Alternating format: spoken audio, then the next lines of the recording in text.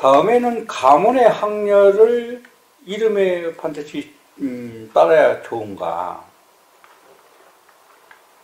한국 사람의 이름은 대체로 성씨 한자의 이름 두 자를 기본으로 하고 있죠. 성씨는 날 때부터 주어지는 시족 사이의 공통적인 성명이기 때문에 선택의 여지가 없는 것이죠. 서양에서는 생활을 중심으로 가족을 보기 때문에 여자가 결혼을 하면 성씨마저 남편의 것을 따르죠. 한국에서는 혈통을 중시하기 때문에 성씨를 바꾸는 일은 없어요. 입양하거나 또 대립사회가 되는 경우 간혹 성을 바꾸는 경우가 있긴 하지만 그것은 예외적인 것이고 전통적으로 용인된 풍습은 아니죠. 그러므로 이름을 짓는다는 것은 성을 제외한 두 글자의 선택을 뜻한다고 할 수 있어요. 따라서 두 글자 가운데 한자는 그 종족에서의 세대수를 표시하는 이른바 또 학렬자로서 출생 이전부터 미리 정해져 있고 그 위치까지 규정되어 있죠.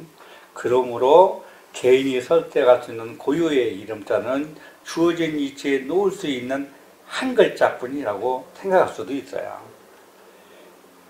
학렬자는 성씨와는 달리 달라도 무방해요. 그러나 전통적으로 혈통을 존중해온 우리 한국 사람들은 어떤 혈통의 어느 세대에 속한다는 것을 밝히는 것을 가문의 영광으로 여겼기 때문에 억지로 그것을 굳이 벗어나려고 하지 않는 것을 우리는 알 수 있죠. 학렬자는 같은 시족을 두고도 분파에 따라서 다른 글자를 쓰는 것이 이제 보통인데 그 일족들끼리 세대수를 짐작할 수 있죠. 학렬자는 역학 사상에 바탕한 오행 순환, 즉 목화 토금수 순환의 이치를 따르는 것이 보통인데 때로는 원형 이정이나 오상 또 아니면 또 인의, 예, 지신 이런 숫자를 쓰기도 하고 간지법을 식간 12지법을 배합하기도 합니다. 그러면 학렬을 중심으로 하는 우리 한국 그 시족 집단 내에서 계보상의 종적인 세대 관계는 어떻게 나타나고 있는가?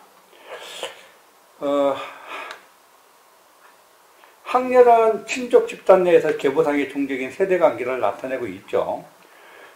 종적인 세대에서 형제 관계에 있을 때는 학렬이라는 의미에서 동행이라고 이름을 해요.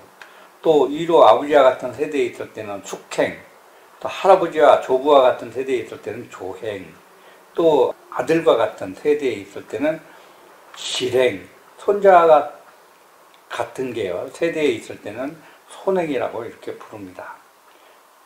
이게 중요한 건 아니고요. 이건 뭐 이렇다는 것만 알고 있으면 됩니다.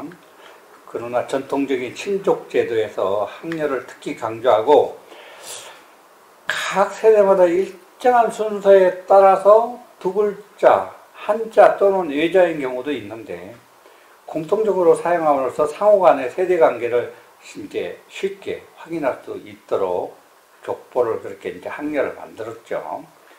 학렬은 본시 고려 말부터 사용했다 합니다.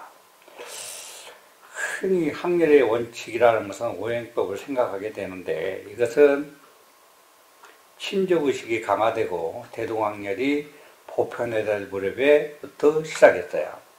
일정한 원리에 의한 것이 아니었는데 사용 범위도 제한적이고 일시적이었습니다. 그래서 사용하는 법이 각 문중마다 좀 각기 좀 달라요.